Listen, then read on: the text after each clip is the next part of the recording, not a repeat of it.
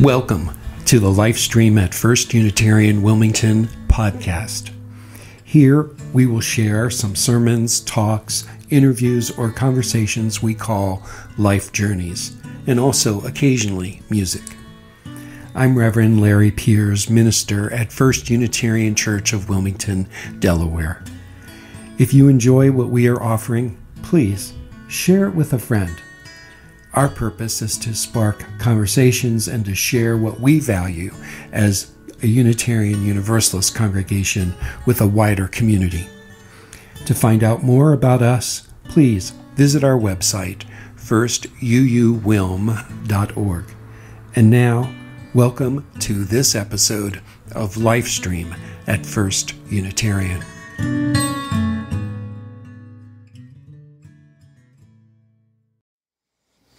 So I've asked a few people to pass these baskets around. It's something you're going to take rather than put something in. Since the children are now out of the room mostly, I think, we're bringing the toys out.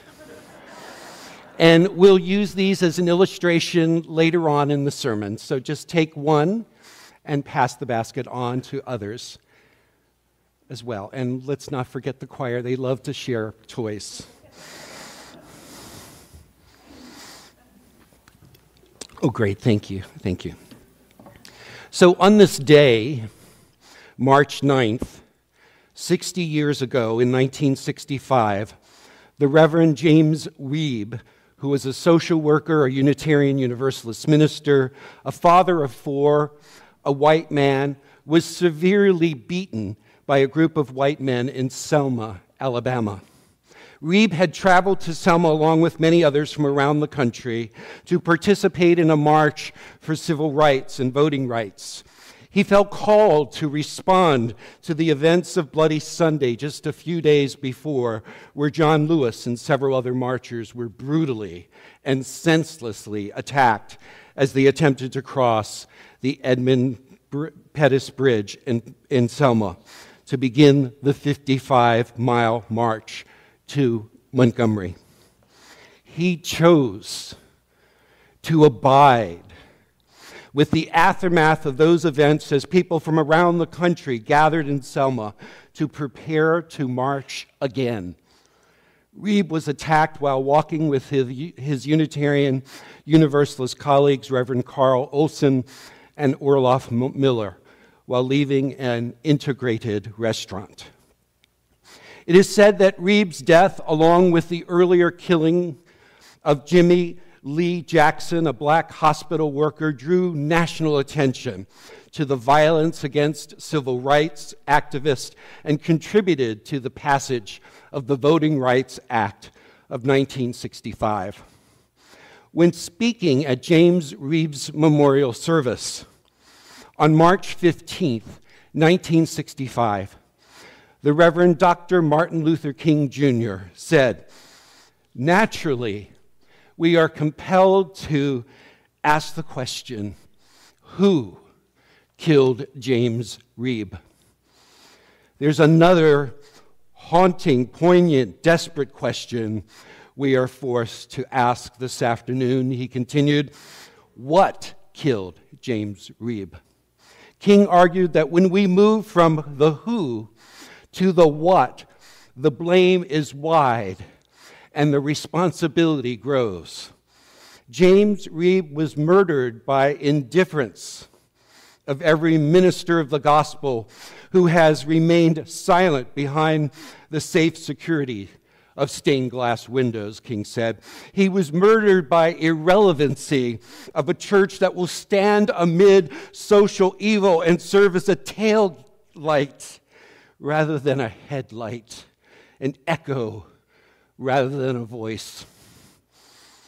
He was murdered by the irresponsibility of every politician who has moved down the path of demagoguery, who has fed his constituents the stale bread of hatred and the spoiled meat of racism.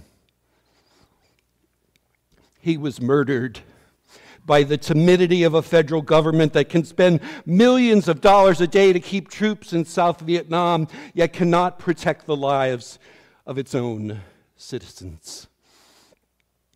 Today, my friends, at a time when democracy is teetering on the edge in this country, in a time when the firing and rehiring, the slashing and the rehashing of federal budgets and agencies is causing havoc in the lives of dedicated federal workers and their families, including a few members of this congregation who are here with us today, in a time when these antics are putting fear and deep uncertainty in the hearts of the elderly, the vulnerable families and immigrants, in a time when men in suits in an Oval Office can abandon our promises to those who once trusted us and relied upon us.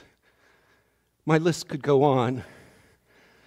You're supposed to say, "You can stop there, Reverend." My list could go on. It is time. It is time.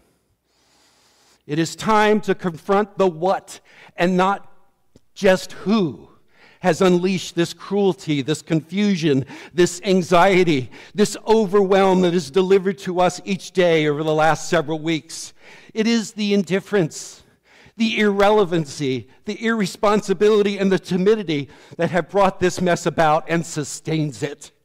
My friends, it's time for us to confront directly these erosions of the human spirit, these diversions from our human responsibility, and to restore sanity to our country and to our lives. Can I get an amen? It is time. We honor the death of Reverend James Reeb, who dared to take a stand 60 years ago against the brutal attacks and dehumanization of fellow human beings of color. When we dare to ask ourselves the same question that Florence Reese asked after her home was invaded by mine owners in Harlan County, Kentucky in 1934, as they searched for her union organizing husband, who fortunately had fled before they got there. She could have easily, Florence could have easily curled up in despair. She could have easily given up hope. She could have easily relinquished the fight. But instead, Florence Reese, the social activist, the poet, scribbled these words on a wall calendar in her kitchen right after the attack, and later put it to music in a familiar tune. The song was later made popular by Pete Seeger and included these lyrics. Perhaps you know it. Which side are you on? Which side are you on? You go to Harlan County. There is no neutral there. You'll either be a Union man or a thug for J.H. Blair. When we too might find ways to distance ourselves from the noise and the onslaught of chaos and cruelty that has been unleashed in this country, in this world, through the strike of a scripto pen on an executive order, or the haphazard, uninformed, unskillful waving of a metaphorical chainsaw in our country's agreed upon budget. So there I go again. We've heard enough, right, Reverend? We recognize that the care for others and the agencies that care for others is an important thing for us to watch and to attend to and proclaim and call out, right? And the echo we must hear ourselves is, whose side are we on? The echo we must also hear is, there is no neutral here. While the pilot light of democracy may still seem available in this country, my friends, may we connect to a faith community with one that can be our grounding. This grounding value, I meant to say, this inherent worthiness and dignity of every human being, which we affirm and promote and declare and practice among us. This value echoes to us as Unitarian Universalists from the timeless teachings of religious teachers and mystics and prophets and social reformers. We have been entrusted with the upholding of that dignity and the safeguarding of the rights of all, with the opportunity to determine their destiny. This is not a time to fall into a slumber when we need to be more and more awake. This is not a time to be lured towards irresponsibility because we imagine that what is going on is irrelevant because we will not personally be impacted. This is not a time to slink away towards indifference. We need to ask ourselves, which side are we on? We need to realize that there is no neutral here. We cannot keep our congregation's sign on 202 illuminated. We should not dare light a chalice flame in this place. We should not join the procession of Unitarians and Universalists who have preceded us on the path towards justice if we have chosen, even inadvertently, the side of indifference. Do you hear what I'm saying here? It was Elie Wiesel who once spoke of the luring power of indifference in the conditions that led to and surrounded the atrocity of the Holocaust. He delivered these lines in 1999 in a speech entitled, "The Power of Indifference."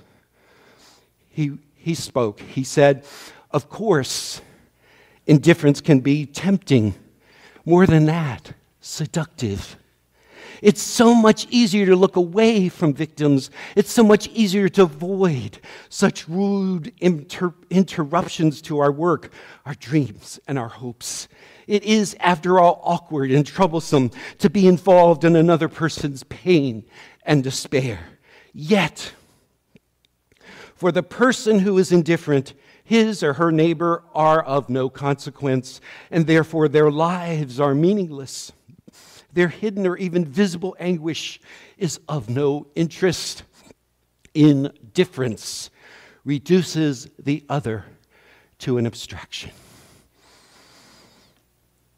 If love is the center of all that we do as a congregation, if aligning ourselves with the inherent worthiness and dignity of every human being is our calling, indifference cannot be our response. Sure, none of us would claim to be indifferent, for we are outraged, right? For we tweet, right? We post, we scroll our news feeds and complain about what's going on, right? Just say yes. None of us would claim to be indifferent since we are informed and we voted the right way. Yet, my friends, we must also learn to resist before what we have been experiencing persists in its attempt to numb us and nullify our moral sensitivity towards the most vulnerable, before all that we care for the common good, our care for the common good erodes over time. While our eyes are still open and our hearts are still feeling, we must find ways to restore sanity. Let's avoid the addiction to what Margaret Wheatley calls hopeism. Say that word, it'll be on the exam. Hopeism. We don't have to wait until our reservoir of hope is replenished before we can act on what it is that we know already. Václav Havel, in confronting the tyranny of his time in what is today the Czech Republic, fashioned an understanding of hope that can serve us even now. Havel wrote, "The kind of hope I often think about, I understand above all as a state of mind, not a state of the world. Either we have hope within us or we don't. It's a dimension of the soul. It's not essentially dependent on some particular observation of the world or an estimate of the situation. Hope is not prognostication. It is an orientation of the spirit, an orientation of the heart. It transcends the world that is immediately experienced, and it is anchored somewhere beyond the horizon. Hope, in this deep and powerful sense, is not the same as joy that things are going well, or the willingness to invest in enterprises that are obviously headed for early success. But rather, hope is an ability to work for something because it is good, not just because it stands a chance to succeed. I'll repeat that. Hope is an ability to work for something because it is good, not just because it stands a chance to succeed. Havel reminds us that it's not foretelling that it will turn out and then investing our energies. We should not try to assess whether the glass is half empty or half full. Instead, as Margaret Wheatley says, we should be able to say, oh, there's water here. Who needs it? And how can I get it to them? In other words, if we are to really be of use and to make our contribution to what is actually needed, we need to be in the present moment and constantly asking, am I the one to do this? In other words, we need to keep asking, what is mine to do? What is my contribution? Margaret Wheatley offers this guidance in her latest book, Restoring Sanity, that inspired some of my thoughts today. She says, we can't skip over the terrors of current and future reality and blithely rely on hope to direct us to meaningful work. We must encounter the truth of this world and let it change us. We must become familiar with despair and depression, not as a destination, but as a recurring emotions on this journey. And we must never lose sight of our true destination, discovering our path of contribution. So I took that paragraph of hers and I decided to use it as a guidance for some practices for us. She says, first, we must face the reality of what is emerging around us in the circumstances of our time. It all begins with recognizing, as Wheatley says, we can't skip over the terrors of the current or the future reality. We may need to abide with them. This is where you could take your finger trap out. Did you get one, James?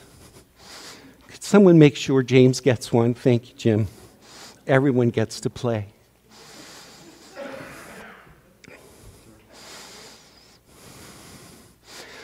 Let this finger trap represent the struggles and the challenges that we encounter in this life and in our country right now. Linda wants one as well. Could you get one to her? She's over here. Everyone wants the toys. Take a moment and think about the challenges that you have been pulling away from, either in your personal life or in our country right now. And now put your fingers in the finger trap and notice what happens when you pull away from, when you try to withdraw, when you try to slip away from those challenges. What happens? You get trapped. Realize what happens when we avoid what's right before us. The more we attempt to avoid and withdraw from the circumstances, the more we become entangled and trapped. now. Note that the metaphor of the finger trap also teaches us that when we stop avoiding, when we accept the circumstances, no matter how disheartening they may be, similar to gently pushing our fingers towards each other,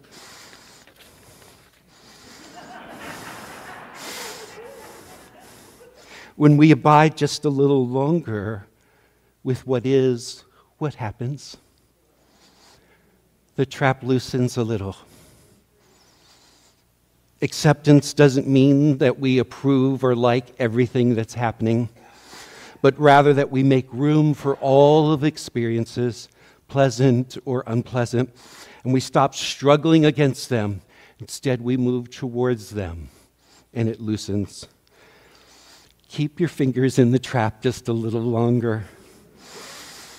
Having accepted what is, having moved toward it rather than try to avoid it in some blithe attempt to be hopeful or optimistic, we must become familiar with whatever emotions arise as we are with the pain and the terrors and the uncertainties of our time, to abide with them rather than try to escape from them. We have to hold ourselves there. Experience them. By creating islands of sanity, we're creating places of relationship where we can name what is. We can allow ourselves to experience our emotions and our insights and be with those rather than try to escape or withdraw prematurely.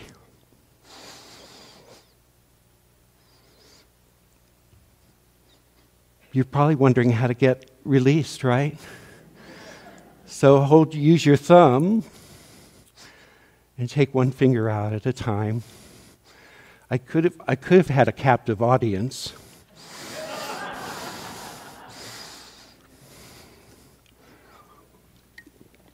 It's so tempting for us to act prematurely, to do something, just anything, so that we don't have to stay in the discomfort, the powerlessness, the anxiety, and the despair too long. Yet if we can sit with it, take a contemplative and responsive stance, not a reactive or automatic one, we may discover that we are acting from a fuller place, a deeper place of understanding all the implications emotionally and so forth of what is. And here, once we've allowed ourselves to be with all that is and all the emotions that arise from it, we can begin to hold in our consciousness and in our wider heart a deeper kind of place from which to respond. Sometimes we try to act immediately or reactively as a way not to really be with what is, and therefore our response is not informed by the depths of our own experience. Do you sense what I'm saying here? So it's from that place that we can say, again, what is my contribution to make? How do I want to align my energy towards the values that I want to bring about in this world? So I invite you this week to play with this a little, to hold whatever it is that you're holding, a concern that you might have about our world or even your own life. And notice whatever it is that you might do to try to withdraw from or avoid it. And ask yourself instead to be with it just a little longer. You might have to breathe. I oftentimes find that when the anxiety gets high, I need to breathe a little deeper and hold it. And then gradually, more space is created, and I'm able to let go. So this is part one of a two-part sermon. So you've just gotten your homework for the week. Do this week, and next week we will focus primarily on what is it that you came up with about what is my contribution to make. Already in our congregation, we are doing things such as the writing letters of gratitude. that is happening after the service.